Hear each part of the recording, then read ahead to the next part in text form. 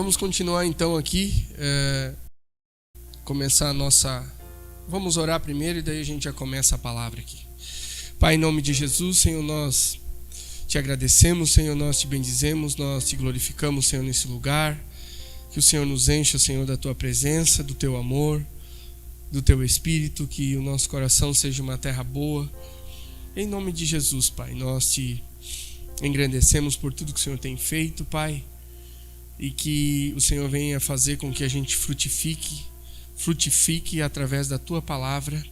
Em nome de Jesus, amém.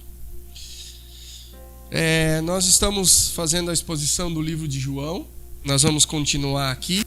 João capítulo 6, eu gostaria que você abrisse. O livro de João, ele é um livro que ele tem como principal propósito dele apresentar Jesus como Deus. Eu já falei isso algumas vezes aqui quando eu vou ministrar o Evangelho de João, mas é bom relembrar. Então, o grande propósito de João escrevendo esse livro é apresentar Jesus como sendo Deus, como sendo o Messias que todo aquele povo judeu estava esperando, toda aquela comunidade judaica estava esperando, e que era alguém que ia vir e ia libertar aquele povo. Então, Jesus veio, se fez carne, e esse livro aqui, João está dizendo assim, aquele que vocês estavam esperando é Ele. É Ele. E a gente vai ver alguns contrastes aqui, a gente vai ver algumas coisas que Jesus falou e fez, e ora as pessoas acreditavam que Ele era, ora as pessoas não acreditavam. Isso é bem comum também hoje em dia, mas a gente não pode esquecer também que a fé é algo que vem de Deus para as nossas vidas. Então, quando a gente está pensando em nós, na nossa carne, em quem nós somos, enfim, nós tiramos os olhos de Jesus. Quando nós dependemos, quando nós nos voltamos para Ele, quando nós não estamos talvez na nossa fase mais, digamos assim, de autoestima alta, né? A gente corre para Jesus. Mais ou menos é isso que acontece. Era isso que acontecia com aquele povo, e é isso que a gente vai ver um pouquinho hoje. Então, a gente vai ler alguns versículos do capítulo 6 aqui, e eu vou falar um pouco sobre algumas coisas bem interessantes aqui desse capítulo 6, e é isso que a gente vai fazer. Na vez passada eu ministrei o capítulo 6 até o versículo 15, que foi a multiplicação dos pães e dos peixes. O nome da ministração foi Para Além de Pães e Peixes, ou seja, Deus ele não supre apenas as nossas necessidades físicas, mas tudo aquilo que a gente coloca diante dele. E hoje a gente vai ver um Jesus que anda sobre as águas, que continua fazendo milagres, e que ainda assim o povo sai de perto dele porque considera que a palavra dele é muito pesada.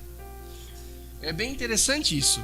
Nós vimos tudo aqui no Evangelho de João, Jesus transformando água em vinho, Jesus falando com a samaritana, que não era uma coisa que era comum no seu tempo. Ele cura o filho de um oficial, ele cura aquele homem junto ao tanque de Betesda, a gente também viu isso, e a gente viu ele multiplicar pães e peixes, a gente já estudou isso também, e hoje a gente vai ver um Jesus que anda sobre as águas, ou seja, alguém que não depende das leis físicas que nós dependemos. Jesus, ele transcende tudo aquilo que nós imaginamos enquanto uma lei que todos nós seguimos, não talvez pela nossa vontade, mas porque nós somos obrigados. Nós somos obrigados porque se eu abrir essa janela e eu pular daqui, eu acreditando ou não acreditando na lei da gravidade, eu vou cair e vou... Onde nós estamos aqui, provavelmente não vou resistir. Então, eu crendo ou não crendo, existe a lei da gravidade, certo? Então tem coisas que não dependem da nossa crença. Tem coisas que existem. Existe a lei da gravidade. Se você sair daqui e entrar naquele rio e querer andar sobre as águas naquele rio, provavelmente não vai dar certo. Provavelmente você vai afundar.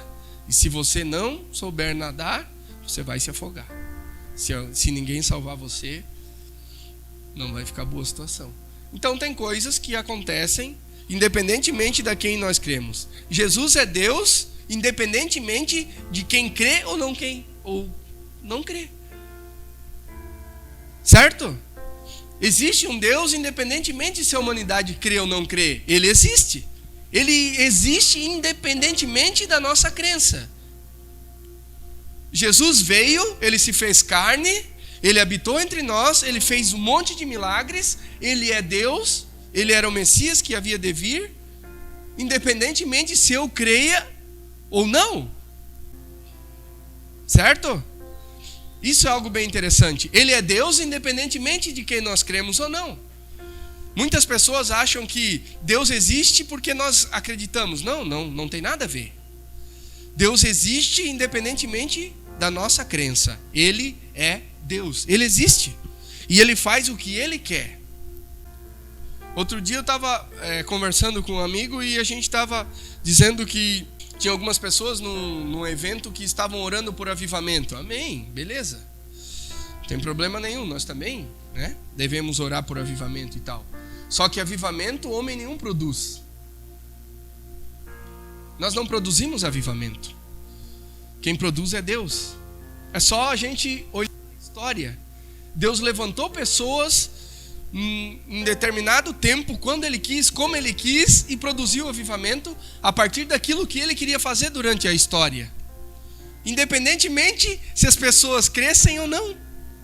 Esse é um Deus maravilhoso, um Deus poderoso, e a palavra que está na minha mente já tem umas 2 semanas é o poder de Deus. E eu quero falar um pouquinho sobre isso aqui também hoje. Porque às vezes nós deixamos a nossa religiosidade, muitas vezes, afetar a nossa vida com Deus. Porque a gente se acostuma em vir ao culto, a gente se acostuma. A gente está estudando lá João, então hoje vai ser de novo isso. Como se isso não fosse uma novidade de vida em nós. Nossa, está cantando essa música de novo? Como é que é a música que foi cantada ali? Bem-aventurado, mas essa música é antiga, não sei o quê. Como se isso não fosse algo que nós estamos aqui para adorar o nosso Deus. Nós estamos aqui para adorar o nosso Deus. E nós usamos essas canções para adorá-lo. Para isso que nós estamos aqui. Nós estamos aqui domingo após domingo. Sabe para quê? Sabe por quê? Porque a gente não consegue ficar sem adorá-lo. Por isso que nós estamos aqui. Isso não é um culto de entretenimento. Entretenimento nós vamos em outro lugar. Nós vamos à praia, nós vamos a um show, nós vamos a uma piscina, isso é entretenimento. Culto não é entretenimento. Nós não estamos aqui para sermos entretidos, nós estamos aqui para adorar aquele que nos deu vida. Para isso que nós estamos aqui. E de vez em quando é bom a gente pensar sobre isso, porque a gente volta à origem do que realmente nós estamos fazendo aqui. E é para isso que nós estamos aqui. Nós estamos aqui para adorá-lo. Se a música que nós vamos cantar aqui tem 50 anos ou se foi lançada semana passada, não importa. O que importa é o que a letra dela fala e se a letra dela adora aquele que nos deu vida. Se a letra dela nos leva a algum modo dizer coisas que nós, pelas nossas próprias palavras, não conseguiríamos dizer para Deus. Nós estamos aqui para adorar. Porque nós não conseguimos ficar sem agradecer, sem louvar aquele que nos deu a vida. Para isso que nós estamos aqui. Amém? Vamos ler aqui. Versículo 16. Ao anoitecer, seus discípulos desceram para o mar. Entraram num barco e começaram a travessia para Cafarnaum. Já estava escuro e Jesus ainda não tinha ido até onde eles estavam. 18. Soprava um vento forte e as águas estavam agitadas. Depois de terem remado cerca de 5 ou 6 quilômetros, viram Jesus aproximando-se do barco, andando sobre o mar, e ficaram aterrorizados. Mas ele lhes disse: sou eu, não tenho medo. Então resolveram recebê-lo no barco e logo chegaram à praia para a qual se dirigiam. Eles estavam ali a oeste, em Tiberíades, lá no versículo 1 fala isso, e eles começam a remar no Mar da Galileia, mais ou menos ele tem de extensão uns 12 quilômetros e 20 quilômetros horizontalmente, se você olhar no mapa. Então ele tem 12 por uns 20 quilômetros, e eles começaram a remar e estavam mais ou menos no meio. O texto de Marcos, se eu não me engano, vai dizer que eles estão no meio do mar, e eles estão remando e começa uma tempestade muito forte. E eles estão lá no meio, e daqui a pouco eles avistam alguém vindo andando sobre as águas. Obviamente que pensaram, no meio de uma tempestade, imagina, um mar agitado, né? Na verdade não é um mar, enfim, é um grande lago, né? Mas estava agitado, tinha vento, tinha onda, e eles olham alguém vindo andando sobre as águas. Isso não tem como, isso é fora do comum, isso é um milagre. Foi isso que Jesus fez. O que Jesus fez eu não dependo de barco, eu não dependo das leis físicas que vocês dependem, porque eu sou Deus. Com alguns pães e peixinhos, ele alimentou 5.000 ou mais e sobrou. Foi isso que ele fez. Ele não depende igual nós. Nós dependemos, ele não depende. E ele estava ali, então eles se assustaram. E o texto de Mateus vai dizer que Pedro também quis ir até ele, enfim, aí tem aquele texto bem conhecido. O texto de João não fala isso porque João não está muito preocupado aí com Pedro, eu acredito, né? João está mais preocupado em dizer, esse aqui é Deus que anda sobre as águas. Aquele que caiu ali, que afundou, deixa quieto, né? E então eles receberam Jesus no barco. O texto continua dizendo, no dia seguinte a multidão que tinha ficado do outro lado do mar percebeu que apenas um barco estivera ali. E Jesus não havia entrado nele e os seus discípulos, mas que eles tinham partido sozinhos. Então alguns barcos de Tiberíades aproximaram-se do lugar onde o povo tinha comido o pão após o Senhor ter dado graças. Quando a multidão percebeu que nem Jesus nem os discípulos estavam ali, entrou nos barcos e foi para Cafarnaum em busca de Jesus. Veio um monte de gente atrás de Jesus porque ele tinha feito aquele milagre quando ele estava lá em Tiberíades, e eles viram que um barco tinha partido e eles pensavam que Jesus tinha ficado ali, mas eles não consideraram que Jesus tinha ido até eles caminhando sobre as águas. Eles não consideraram isso, né? Então eles seguem também para Cafarnaum atrás de Jesus. Toda aquela multidão estava atrás de Jesus por quê? O texto vai dizer que eles foram atrás de Jesus porque eles estavam saciados, porque Jesus tinha multiplicado pães e peixes e eles tinham comido. Então eles estavam atrás de Jesus. O texto diz que eles queriam fazer Jesus rei à força, mas eram reis segundo o que eles queriam. Continuando no texto aqui, olha só o que fala ali, no 26. Jesus respondeu, a verdade é que vocês estão me procurando não porque viram os sinais milagrosos, mas porque comeram os pães e ficaram satisfeitos. Por isso que eles foram atrás de Jesus. Foi isso que Jesus falou. Aí Jesus fala no 27, não trabalhem pela comida que se estraga, mas pela comida que permanece para a vida eterna, a qual o Filho do Homem lhes dará. Deus o Pai o colocou nele o selo de aprovação. No 28 é um versículo chave para a gente entender isso aqui. Fala assim, então lhe perguntaram, o que precisamos fazer para realizar as obras que Deus requer?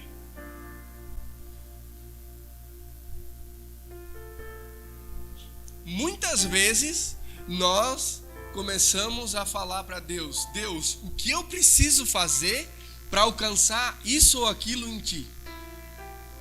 Eu não sei vocês, mas eu já perguntei isso um monte de vezes para Deus.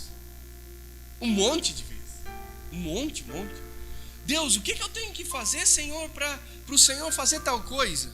O que eu tenho que fazer para o Senhor fazer isso? O que eu tenho que fazer, Senhor? Será que eu tenho que orar mais? Será que eu tenho que, jejuar? Será que eu tenho que ir lá para o monte, ficar uma semana lá no monte? O que eu tenho que fazer? Como se coisas que a gente faz, de alguma forma, vai tocar o coração de Deus. Até toca. A gente vê isso muitas vezes. A gente vê isso, por exemplo, numa mulher que chama Jesus. Ela vem buscar o favor de Jesus e Jesus fala para ela, eu não vim para você. Jesus fala para ela, eu não vim para você. Eu não posso tirar o pão dos filhos e dar aos cachorrinhos. E a mulher responde para ele: mas até os cachorrinhos comem das migalhas que caem da mesa dos seus senhores. Essa mulher tocou o coração de Jesus. Sabe por quê? Porque ela tinha fé. Porque ela tinha fé. E olha o que Jesus respondeu no 29. A obra de Deus é esta: crer naquele que ele enviou.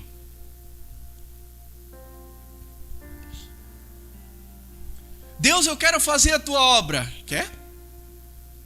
Antes de mais nada, creia naquele que Deus enviou, Jesus. Creia nele.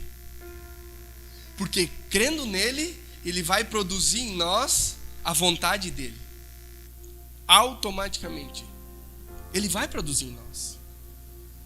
Porque não se engane. A nossa carne erra demais. Ela sempre vai nos colocar no lugar que não é o centro da vontade de Deus. Pode ter certeza absoluta. Eles queriam fazer alguma coisa e Jesus fala: creia, creia, creia. E aí o texto continua. Eles começam a argumentar com Jesus qual vai ser o sinal que ele vai mandar, que eles vão entender que ele é esse Deus e tal. E aí eles falam do pão lá do Antigo Testamento que Deus mandou e tal. E aí eles falam de Moisés. E aí Jesus fala: não foi Moisés que produziu aquele pão, foi o meu pai. O que eu quero dizer para vocês nessa noite? Aquilo que Deus quer produzir em nós, ele vai produzir. Mas o que eu preciso fazer? Creia. Mas não tem nada que eu possa fazer? Tem, creia. Mas aquela mulher dos cachorrinhos, ela teve fé em Jesus. Ela entendeu que Jesus podia fazer algo por ela que mais ninguém podia fazer.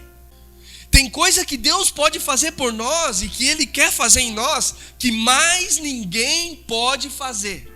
E nem que tivesse alguém que pudesse fazer, não ia fazer. Você entendeu o que eu falei? Tem algo que Deus quer fazer em você que só Ele pode fazer. Só Ele. Só Ele. A obra de Deus, quem faz é Deus. Às vezes a gente não entende o sobrenatural de Deus. Não existe nada que Deus queira produzir que a gente possa impedir. Absolutamente nada. Absolutamente nada. Nada, nada, nada, nada. Quando a gente olha na Bíblia inteira, a gente vê pessoas sendo transformadas pelo poder de Deus, as mais improváveis que a gente pode imaginar. Nós vimos e nós já estudamos, Deus usou uma prostituta para salvar o povo dele, cara. Isso é mais improvável do que qualquer um pode imaginar. Deus usou uma mulher estéril de 90 anos mais para sabe? Toda vez que eu estou assim, meio titubeando com a minha fé, assim, eu pego e olho para a Bíblia e Deus me surpreende. E Ele diz: aquilo que eu quero produzir, eu vou produzir. Aquilo que eu quero fazer, eu vou fazer. O milagre que eu quero fazer no meu filho, na minha filha, eu vou fazer. O ministério que eu quero fazer, eu vou fazer. A pessoa que eu quero chamar, eu vou chamar. Eu vou transformar, eu vou torcer o coração dela, eu vou moldar como eu quero, e é isso que Deus faz. Eu não, sabe, quando eu estava preparando essa palavra, a única coisa que vinha na minha mente é o poder de Deus. O poder de Deus, o poder de Deus não tem fim. O poder de Deus não depende de nada que a gente imagina. Nada, nada, nada, nada, nada. Só creia. Só creia. Creia. Coloque toda a sua fé nele. Coloque toda a sua fé. Com toda a sua força. Coloque em Jesus. Só creia. Só creia. Aquela coisa mais difícil que você está pensando, coloque em Jesus. Diz: Deus, eu sei que tu pode fazer igual aquela mulher dos cachorrinhos. Ela não tinha para onde correr. E nós também não temos. Você e eu, nós não temos para onde ir. Tem coisa que nós não podemos fazer. Nós temos uma dificuldade enorme em lidar com isso. Coloque sua fé nele. Ele fala no 33, pois o pão do céu de Deus é aquele que desceu do céu e que dá vida ao mundo. Jesus, Ele que nos sustenta, Ele é o pão. No 37 ele fala assim, todo aquele que o Pai me der, virá a mim. E quem vier a mim, eu jamais rejeitarei. Se você for até Ele, Ele não vai rejeitar você. E aí o texto vai dizendo, Jesus dizendo que eles devem comer da carne dele e beber do sangue dele. Obviamente que Jesus não estava falando em canibalismo aqui. Jesus estava dizendo, vocês têm que se alimentar de mim, se alimentar de quem eu sou. Eles estavam com Jesus. E Jesus estava dizendo, vocês têm que se alimentar de mim, se alimente de quem eu sou. Hoje nós não temos mais Jesus em carne e osso aqui, mas nós temos a palavra dele. Nós temos o Espírito Santo que ele deixou como herança. Se alimente dele, continue se alimentando dele. Nós temos um plano de leitura, participe conosco. Participe, leia a palavra. Nós estamos estudando as parábolas agora. Interessantíssimo, maravilhoso. Leia, estude, se alimente dele. A partir dos 60, o subtítulo, muitos discípulos abandonam Jesus. Tinha um monte de gente atrás dele. E quando ele começa a pregar coisas mais fortes, coisas mais pesadas, as pessoas vão embora. Porque ele não estava mais alimentando a carne deles. Ele estava falando de coisas da nossa alma. E as pessoas não querem muito isso. Você e eu, nós precisamos ser transformados dia a dia. Deus, ele vai tirando camadas de nós. Ele vai tirando camadas, muitas vezes de certezas mundanas que nós temos, de convicções mesmo. Muitas ideias que a gente tem são ideias que são colocadas na nossa mente pelo mundo, por informações que vêm do mundo, pelas redes sociais, pela cultura, por ensino às vezes da escola. Isso está forte em nós. E Deus muitas vezes ele vai tirando essas camadas de nós. Ele vai tirando essas bases das nossas vidas. Bases que fazem com que a gente tome decisões em cima dessas certezas que nós temos, desses valores que nós temos. E Deus vai tirando isso. Como que Ele vai tirando isso? A maioria das vezes é com as dificuldades. A maioria das vezes é aquele negócio, né? Para sair o suco da laranja tem que espremer. Mais ou menos é isso. E às vezes a gente está ali, Deus está espremendo, e Deus está apertando. E nós temos que dizer assim, Deus, mas eu não pensava assim. E agora, como fica? Mas eu pensava daquela forma, eu pensava daquele jeito. Deus vai dizendo, eu preciso tirar essas camadas. Preciso tirar essas camadas. E Deus vai transformando o nosso caráter. Deus vai transformando aquilo que a gente chama de temperamento, a nossa persona, a nossa personalidade. E Deus vai transformando, e Deus vai moldando, e Deus vai fazendo com que a gente enxergue quem nós somos. E cada erro que a gente comete, cada vez que a gente bate com o rosto na parede, Deus vai dizendo, esse é você. E cada vez que a dificuldade aparece, a gente toma uma bolachada na cara, e Deus vai dizendo, esse é você. E cada vez que a gente tropeça e a gente cai e rala os nossos joelhos, Deus vai dizendo para nós, esse é você. Até quando? Você vai olhar para mim e vai deixar eu fazer. Porque quando você estiver no comando, o que você vai ver é isso. E quando não sobrar nada, sabe o que a gente vai ver? Quem nós somos.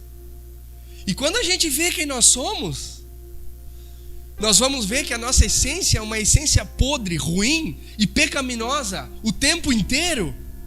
E que os nossos pensamentos lá no fundo do nosso coração não são bons.